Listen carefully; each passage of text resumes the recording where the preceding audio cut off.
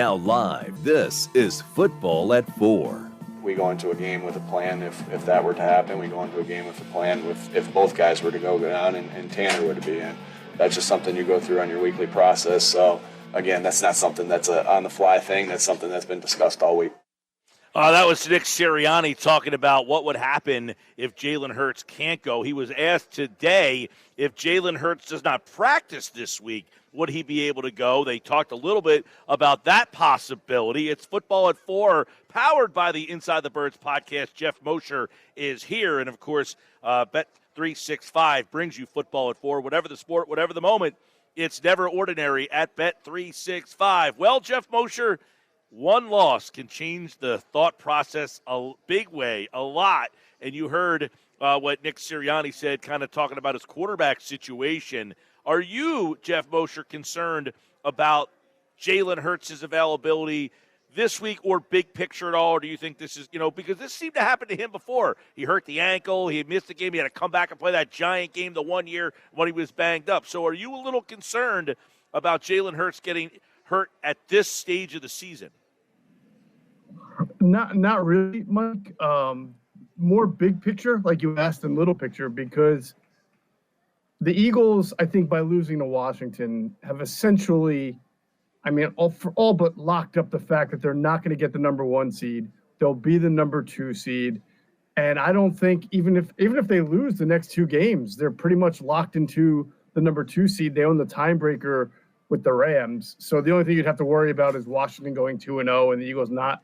Or going 0-2, and then you get a tie, and I don't know how that works. But I think long-term, the Eagles are going to be the NFC East champions and be the number 2 seed. The only thing you do worry about, Mike, is that there are some players in the league who have had some really devastating effects of a concussion that have kept them out for a long time. In fact, Austin Eckler, who didn't play for the Commanders, I believe he's on IR, had a pretty severe concussion a couple of weeks ago, and he's talked about not being able to sleep, really having major side effects, and that you hope with Jalen Hurts that he doesn't have that he can get back and just be himself, and the concussion would be behind him. Well, I thought Jaworski brought up an interesting point on the post game yesterday, where he said once you get one, now you're concerned about moving forward, these things continuing to happen where, you get one, you're prone to getting number 2 and number 3. That was something that did kind of stick out to me with his style of play, because I want to ask you, Geoff Mosher, before we kind of dive into this game a little bit, it seemed like yesterday he had 41 yards on a couple of carries. It seemed like their plan, they saw something in Washington where they thought they could utilize him more in the run game. He had 41 yards. And then Barkley had 100 yards in the first quarter. So it seemed that Philly thought they had something going with those 2 guys against Washington, which got totally taken away once Hurts went out. What changed in the Eagles' run game once Hurts went out? Yeah, obviously Washington was able to defend the Eagles a lot differently. They would be able to cram the box, stack the box, not just stack the box, but you can kind of get going downhill a lot faster when you're expecting the run, if you're expecting it in a certain direction, especially when the run is out of shotgun instead of from under center. So obviously when your defensive ends can crash harder against the run, right? Because they don't have to worry about the quarterback breaking outside the pocket, and the ends don't have to worry about keeping contained. So you get to play a completely different style of defense. In many ways, the Eagles found that out, right? They get a taste of their own medicine in trying to defend Jaden Daniels, who made a lot of plays similarly, because he's just that good at getting away from pressure with his legs. But I will say this really quickly. I think it's really, really dangerous, just as an objective observer, to think that what the Eagles did on their first drive or 2 was going to just be able – I've seen it said they would have scored 50, they would have scored 70. I felt that they did not maintain a good pass rush discipline against Jalen Hurts on the first drive. They let him, they rushed wide upfield, Ferrell especially, and they gave him running lanes. And usually you've seen teams do that and then rectify it pretty quickly. And when the Panthers did that a couple of times, and then they rectified it. So we have no idea how the game would have played out if Jalen Hurts stayed in the game. No, that's fair. And obviously they did not have a lot of respect for Pickett as a runner, though, right? Well, yeah. Why would you? I'm just saying. So, yeah, the game might have changed, but I don't – okay, so this is where I think I don't think Pickett lost them the game, but they certainly changed the way I think they called the game. Do you agree with that? Yeah, I think. Well, actually, no. I almost think that they should have maybe tried to play action pass a little bit early instead of running, just to get, you see that they're just doing everything they can to sell out against the run. So why don't you just play action pass a little bit to loosen them up and not make it so obvious? But it's easy to sit here and say that, Mike. But I think that what a lot of people are forgetting, I mean, there's so much anti-Kenny Pickett, talk today from fans and everything. But this is not like he had a week to prepare and he did poorly. I mean, he was literally coming in cold, hadn't played all year, maybe outside of a few snaps and a blowout here and there. But most Eagles games are one-possession games, and he's coming in enemy territory and asked to direct the offense. I think it's a lot different. Now, if he has to play on Sunday against the Cowboys with a week of preparation and he stinks, then he's fair game. But hey, I don't think it's just I don't think you could have expected much more from Kenny Pickett in that. No, regard. And then of course he gets his ribs hurt. I guess we don't know how much that factored into everything. I thought he had just a couple series where he was dreadful. I mean, a couple the throw to Barkley. If he just throws it out in front of him, Barkley catches that ball, he's probably still running. The throw to Brown, it's behind him. The throw to Brown on the sideline, it's way up over his head. I thought he had a series or two where he was erratic. Yep. That said, I think Barkley would have said, I probably should have caught the ball. Brown probably said I could have. And Smith certainly should have caught the ball. So there were some key drops in that game. So I thought, for the most part, Pickett was fine. There was a couple of key throws that he just missed and was bad. But other than that, I don't think he cost in the game. They put 33 points on the board with him. Now, if I tell you the defense got 5 turnovers in the game, I can't imagine we're criticizing them today. But, Mosher, what went wrong with the defense who did cause 5 turnovers in the game? So it's interesting. We've tried to figure out what's been an Achilles heel, if any, for this Eagles defense all year long. Has there been one? And we have struggled to really find one. But one area that every once in a while we say this has been not a great part of their game has been red zone defense. And what did they give up? They gave up 2 touchdowns to Jamison Crowder. I mean, the Commanders literally dusted Jamison Crowder, who's never been a high-volume touchdown guy. He's been a possession receiver for the life of his career. I mean, they just dusted the cobwebs off him and threw him out there, and he gets a bunch of touchdowns. They just didn't play good red zone defense. And honestly, I made a joke to Adam Kaplan after C.J. Gardner-Johnson got thrown out of the game that automatically the Eagles' red zone defense got better. Because he was victimized, I think, on the first touchdown. He was victimized last week playing the wrong leverage against the Steelers tight end, Freiermuth, right? I mean, he has not been a very good – he's been attacked. I mean, going back to week 4 against the Bucks, maybe even the Falcons before that. But they have gone after him with motion, with rub routes on, plays inside the red zone, deep, low red zone, and they've got him. So they got him again. But that's really, the only area – as far as the other points, I mean, very rarely do you see Quinyon Mitchell just completely get lost in coverage, I guess, or beaten the way he did against McLaurin. So you can kind of cough that up to, hey, every once in a while you're just going to play you're going to get beat. And then obviously trying to stop Jaden Daniels, 4th down, he has a huge run. That's why I said the Eagles get a taste of their own medicine because they haven't really played other than Lamar. And I'm trying to think, have they played anybody who can scramble as well as Jaden Daniels? And Lamar's first instinct now is to not scramble. And you heard Lamar say after the game, my mom got mad at me because I should have ran more. So it's there's only a couple of guys who can run and hurt you like that. Jalen Hurts is one of them, and the Eagles have to face him. And the only concern would be they may have to face him again in the playoffs. Yeah, and right now, as you kind of chronicle, the Eagles, if they win next week, and this is where, big picture, this loss, I don't think they were getting the 1 seed anyway.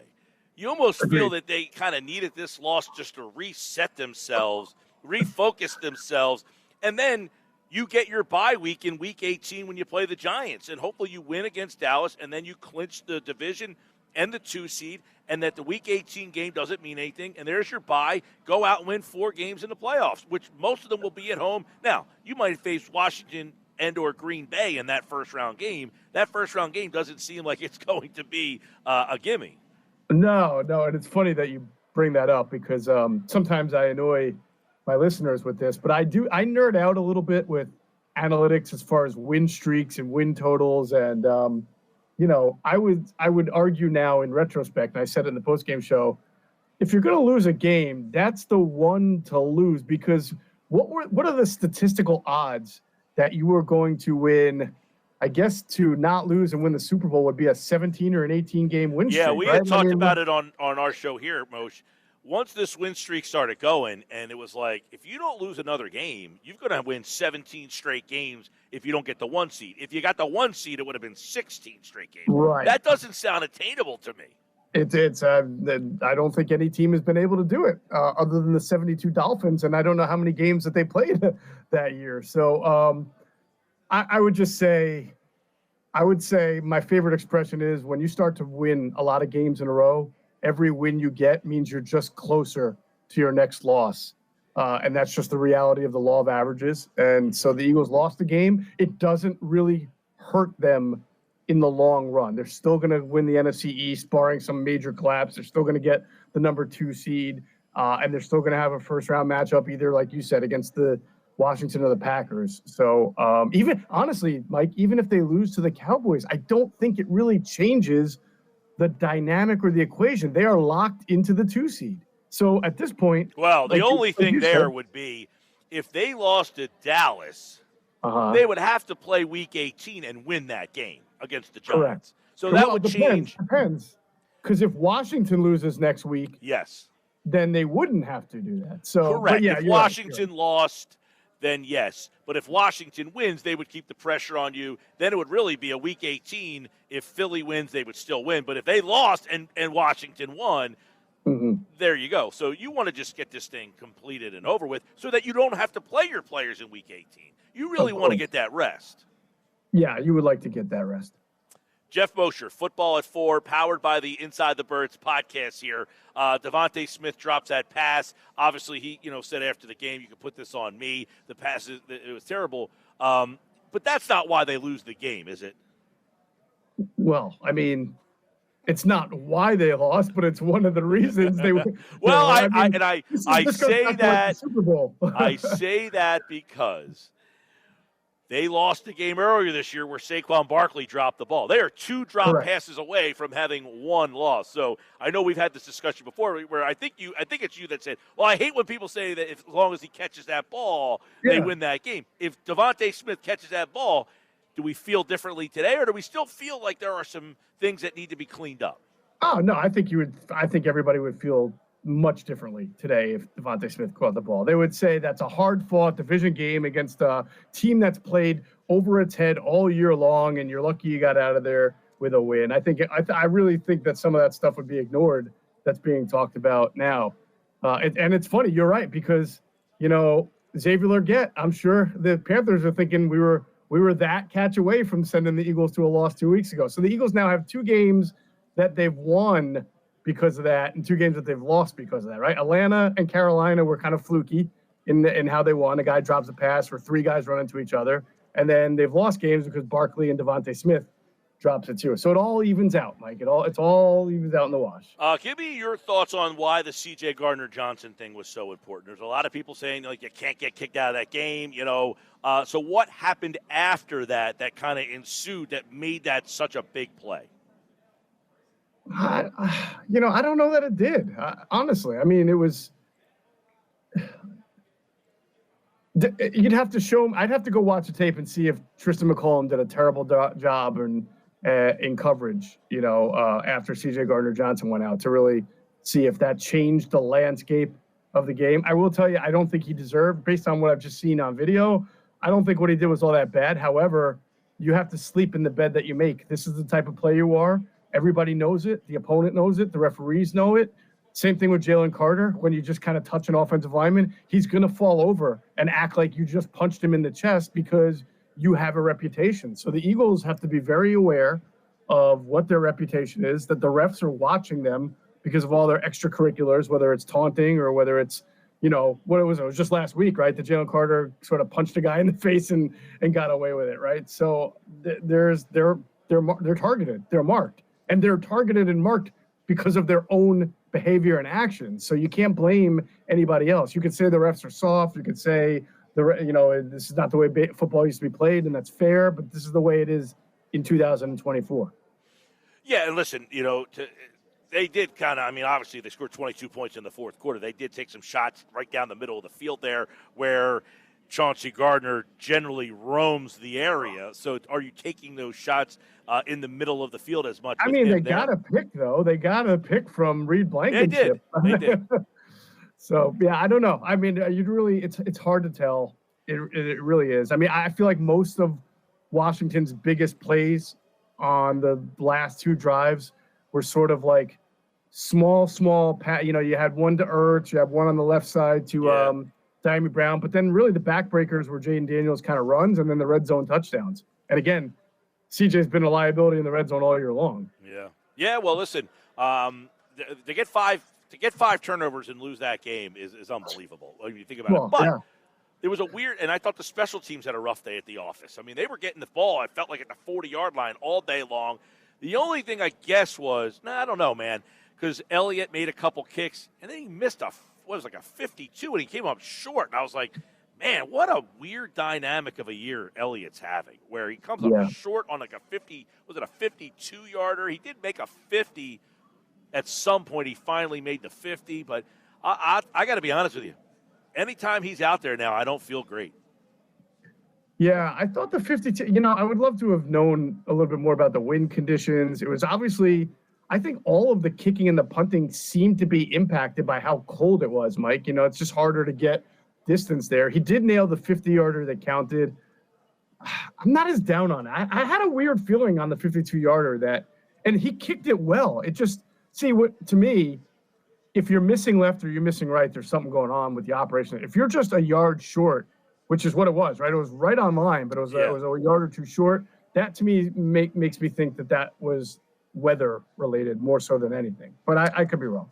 Well, and I'm not a kicking expert by any stretch of the imagination, but you wonder, like, hey, I've been missing left or I've been missing right, so instead of trying to put everything behind it, I'm going to try to get more height and let it kind of go down I don't know. It just seems a little weird watching him kick that last year you felt automatic about it. Now you're kind of like, and even he kicked one that it felt like it grazed the upright. It was so close to not go. The one that was like the last one that he made. That said, we know that the concussion thing can be weird. If Hurts doesn't practice at all this week, would you anticipate that he still plays on Sunday? If he's cleared, if he's cleared, obviously he has to be cleared. But yes, if he gets cleared, I think that Jalen Hurts has earned the right to be able to play a game without being involved in practice. We know, like, they play Thursday night games. They don't do nothing but walkthroughs, right? So I don't think he's got to be out there with the pads on, I think he understands the game plan and can execute it as long as he's healthy and cleared to play. All right, Geoff Mosher, Football at 4 here from the Inside the Birds podcast. It's our final Football at 4 for me for the year, so it's our final Mosher Monday. I will be back on January the 2nd. So, Moshe, it'll be my final time talking to you, but Football at 4, another fantastic year. We've been asking people all day their favorite Sports Bash segments or guests, and, of course, the Football at 4 is way at the top of that list. It is the highest rated segment on the Sports Bash for years, by the way. But that number is amazing when you see the ratings come out and the share of people who listen to Football at 4. It is fantastic, and it's been a fantastic partnership with you guys. So Merry Christmas, Happy New Year, and I will see you in 2025, my friend. Yes, my friend. See you next year, as they say. Thank you for all the accolades, and you're the best at what you do, and that's why we do this thing every day at 4. Appreciate it, man.